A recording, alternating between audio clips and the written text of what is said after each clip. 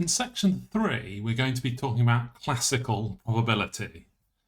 Now, you'll remember that classical probability is the term we use for when we have finitely many equally likely outcomes. And it's this equally likely outcomes that is the key here when we're talking about classical probability. So, for example, if you're tossing a fair coin, you've got two outcomes, heads and tails, and they're both equally likely. They both have 50%. There's lots of gambling things that this is useful for. For example, rolling a dice has 6 equally likely outcomes. 1, 2, 3, 4, 5, 6. If you deal a pack of cards, each card that comes out has 52 chances, which are equally likely.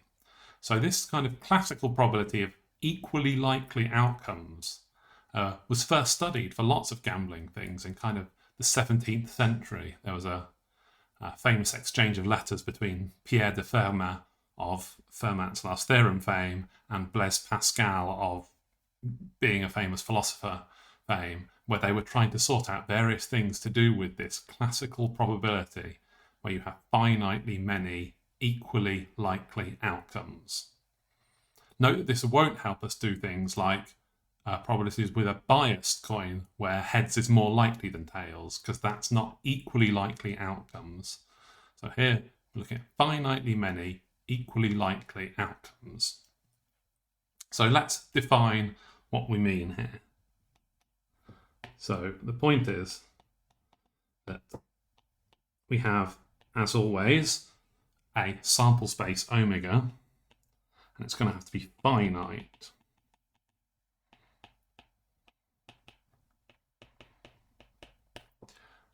And so then we've got the classical probability measure. And the classical probability measure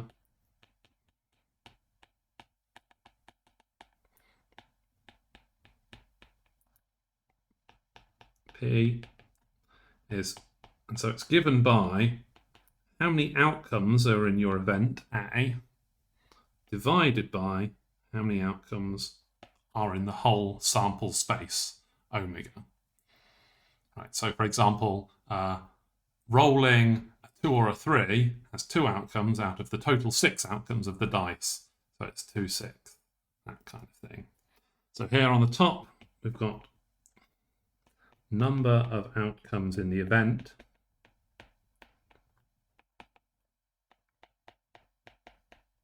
And at the bottom, we've got number of outcomes in the whole sample space.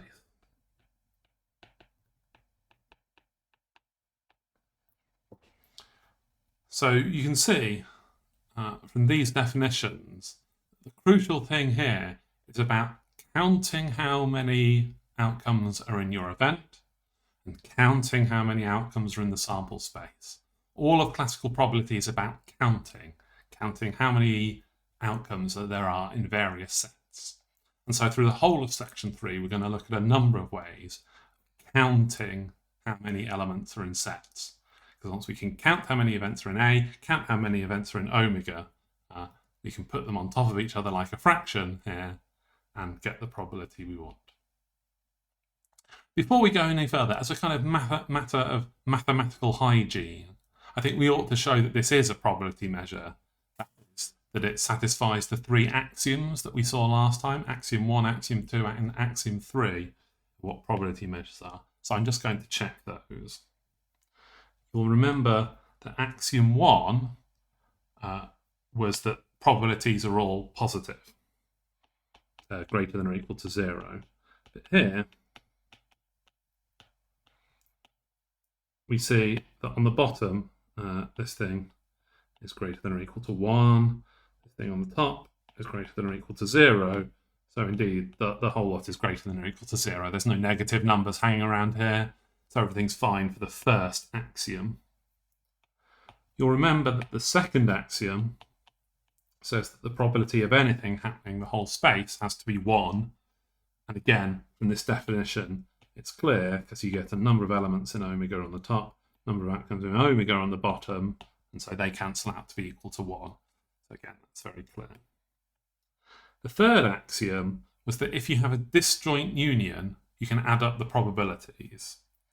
Now here we've only got finitely many things hanging around, so we can just look at a union of two events. Disjoint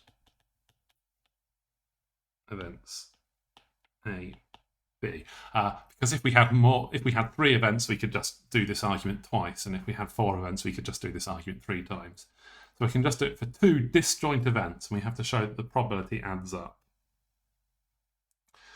So the point here is that if A is kind of, A1, A2 up to A, K, let's call it, and B equals B1, B2 up to B, L, let's call it, then their union, A union B, we can just sort of match each of these up, right? It's that item, then that item, then that item, and then just list B after it. So this would be, we could call A1, we could call that C1, for example, for our new set. C2 up to CK, and then the next one would be CK plus 1, CK plus 2, up to CK plus L. And so A union B has K plus L elements, which is A plus B, because there's no repeats here. No repeats because A1 and A and B are disjoint.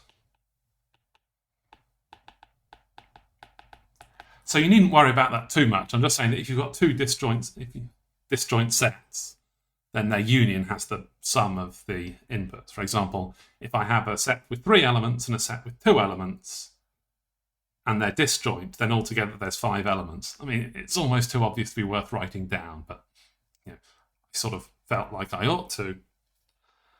And so that means that the probability A union B here is, we just, by definition, that's number of elements in A union B over omega. We just saw that that's the sum of the number of elements. And so that's obviously this by just normal rules of fractions. And that's precisely the sum of the two individual probabilities. So you don't need to worry about that too much, but I felt I ought to just check that the 3 axioms are indeed satisfied. But the main message I want you to take is that classical probability is all about counting. It's all about counting the number of elements in each event, and we'll see a bunch of ways to do that in the rest of this section.